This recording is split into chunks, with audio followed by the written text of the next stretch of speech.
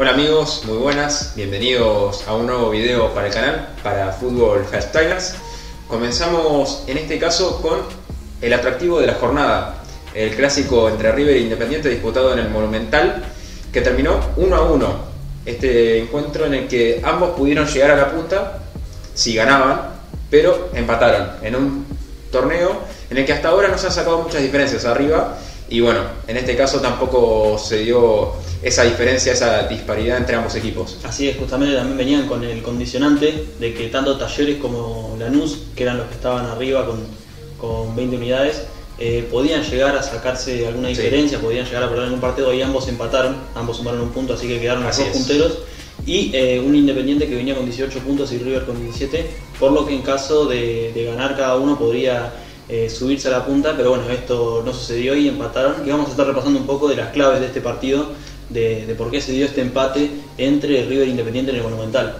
Sí, un primer tiempo que comenzó con Independiente mejor, te diría que hasta en territorio rival, y con mucha presión sobre la salida de River, intentando dominar, con un Velasco muy activo, pero sobre todo con un mediocampo que tenía a Blanco como interno derecho, Soñora como interno izquierdo, y un Romero que volvía a la titularidad, que le dio mucho aire a ese mediocampo, y sobre todo en ese sector se dio un duelo del que salió ganando Independiente en la primera mitad.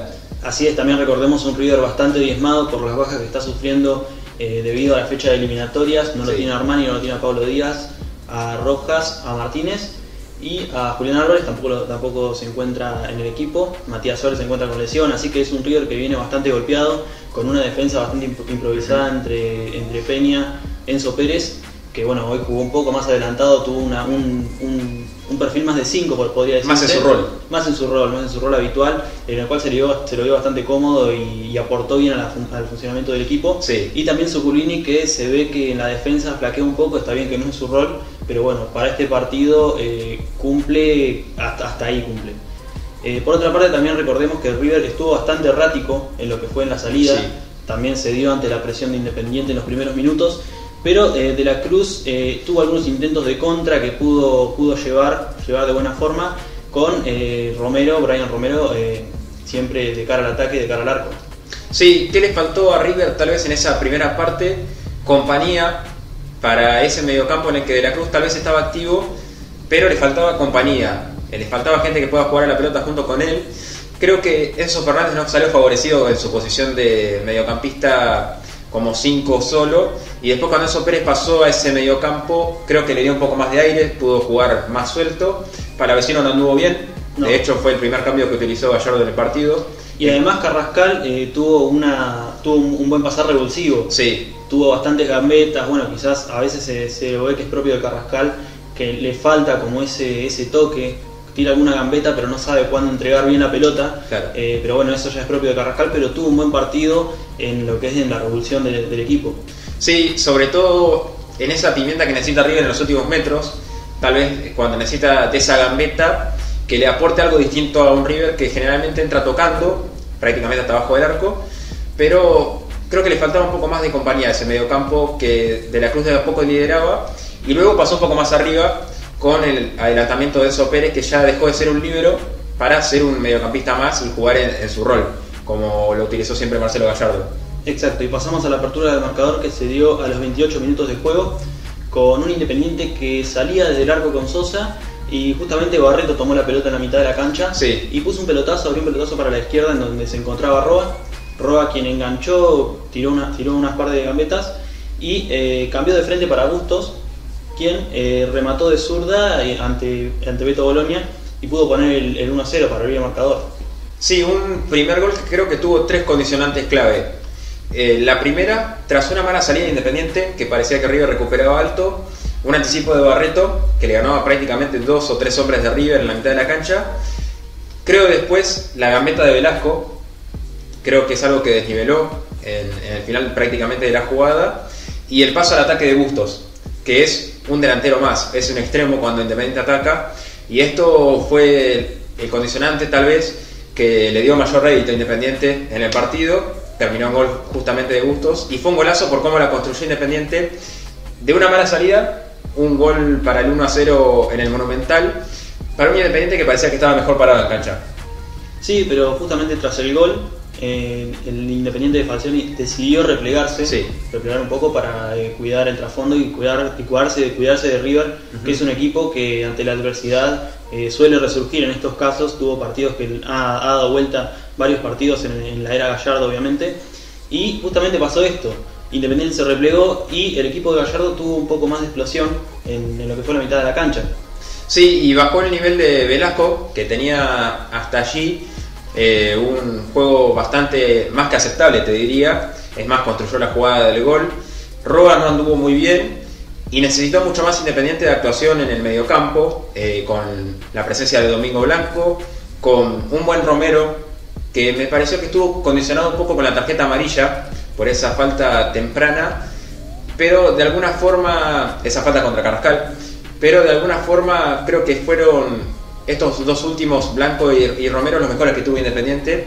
Soñora también bajó un poco el nivel y esto hizo que también River de a poco empiece a ganar el terreno al rojo. Y pasamos al segundo tiempo del partido, en donde River comenzó un poco mejor que en la primera mitad, en el inicio de la primera mitad, con el ingreso de Roleiser por Palavecino, un Palavecino que, como bien habías dicho, Balta, no pudo rendir muy bien en este primer tiempo, en este partido contra Independiente. Se sintió un poco incómodo, como todo el mediocampo de River, ante la superioridad de Independiente en el medio, y entró Roleiser y en complicidad de la Cruz empezaron a tener un poco más de injerencia en tres cuartos. Sí, un de la Cruz más adelantado, ya Enzo Pérez fijo de volante central, un poco a su derecha Roleiser con punto de partida allí, tirándose también por afuera, pero desde el centro hacia la derecha. También por izquierda la presencia de Carrascal, que arrancó allí, se iba adelantando también en el campo, y de la Cruz en una especie de enlace antes de Romero, el paso constante de Casco. Y también Vigo tuvo mucha presencia en ataque sobre el sector derecho. Lo vi mejor a Vigo en ataque que en defensa, tal vez. Cuando lo atacaron por ese sector, sobre todo cuando Velasco atacó por ese sector, sufrió un poco el ex lateral de Colón. Exacto, sí, un Vigo que está empezando a dar resultados tras la ida de Montiel, un hueco bastante grande que deja Montiel, el jugador de las inferiores de River, que dejó en ese lateral, y que bueno, poco a poco se está viendo que Vigo está empezando a rendir y que está pudiendo cubrir ese hueco que dejó en los hinchas de River Montiel. Por otra parte, también Carrascal, como bien decías, estuvo bastante revulsivo en este caso, tuvo bastantes gambetas, estuvo prácticamente inalcanzable para la defensa independiente, y la defensa independiente que también estuvo bastante sólida con sus dos centrales, tanto Insaurralde como Barreto. Sí, Independiente sólido en ese sector de la cancha, pero ¿qué pasó? Lo que vos decías, Carrascal tal vez tenía una de cal y una de arena, pero se sabía que cuando Carrascal activaba su gambeta y le daba ese cambio de dirección a los ataques de River, podía generarse algo bueno, porque buscaba algo diferente, algo para romper un poco con la monotonía de tanto toque que proponía River, pero que no podía romper con una defensa buena de Independiente hasta allí. Así es, y hasta que llegamos a los 65 minutos del juego, en donde Carrascal desde la izquierda retomó un poco hacia el centro, gambeteó a algunos jugadores y puso un centro justamente para Romero, para Brian Romero. ¿Qué hizo? Algunos dicen que quiso tirar un taco, otros dicen que le salió medio mordido. Quiso tirar un taco y le salió un poco para adelante. Un poco a las dos. Y engañó un poco a Sosa, el arquero de Independiente, y la pelota terminó ingresando y marcando el 1-1. Hubo dos cambios de dirección en la misma jugada. Uno fue producto de la cintura de Carrascal, que parecía que iba hacia el centro buscando su remate con la derecha, sin embargo, enganchó para la zurda. Pasaron de largo Romero y, si no me equivoco, estaba por allí también la presencia de Blanco.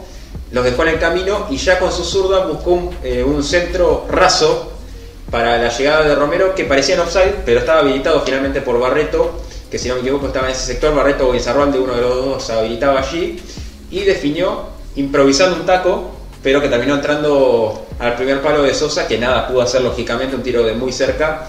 Y el 1-1 que creo que le queda un poco más justo al partido por cómo venía haciendo el trámite. Un Independiente que tal vez no merecía perder, pero tampoco ganar en ese momento.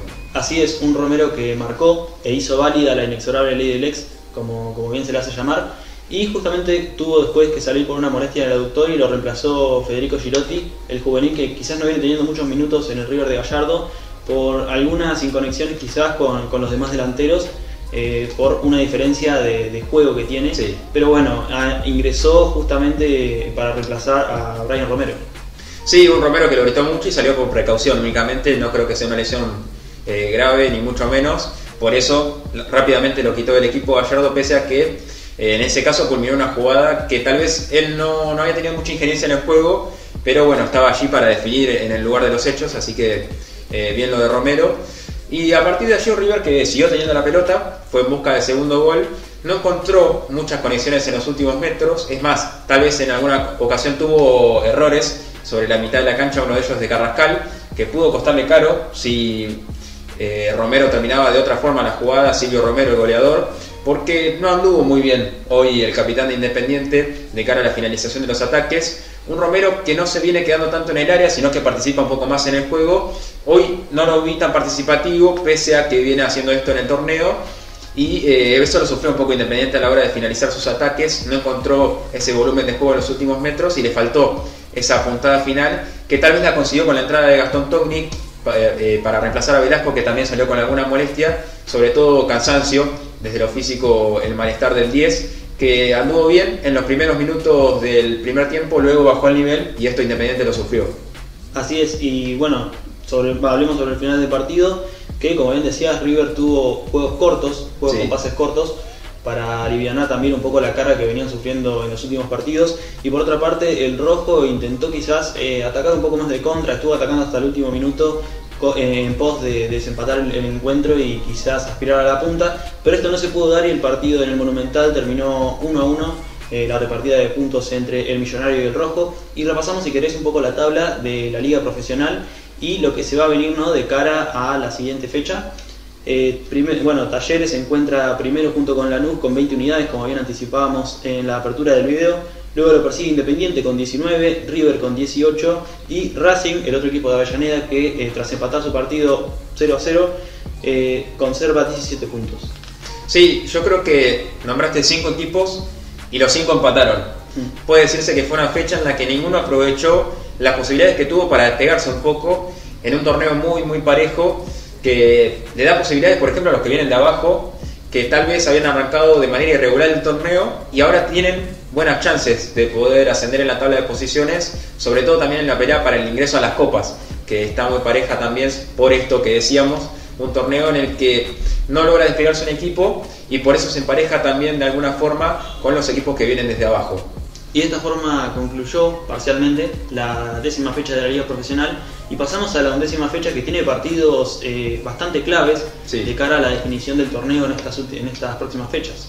Sí, debido a la paridad que hay entre varios de los equipos y en un torneo muy muy realmente parejo, que tiene tintes de irregularidad, pero no es así, es la paridad que reina en el fútbol argentino.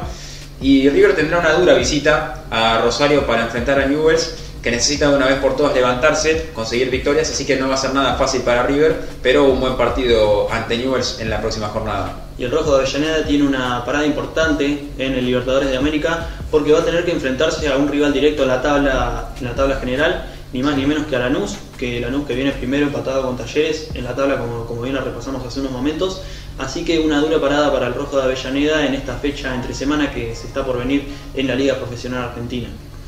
Y habiendo repasado los compromisos que se vienen y el partido interesante de la fecha, que fue este empate entre River e Independiente, nosotros nos estamos despidiendo, no sin antes pedirles que se suscriban y activen la campanita para que puedan estar al tanto de todo el contenido que vayamos subiendo en los próximos días. Y sin más que aclarar, nos vemos.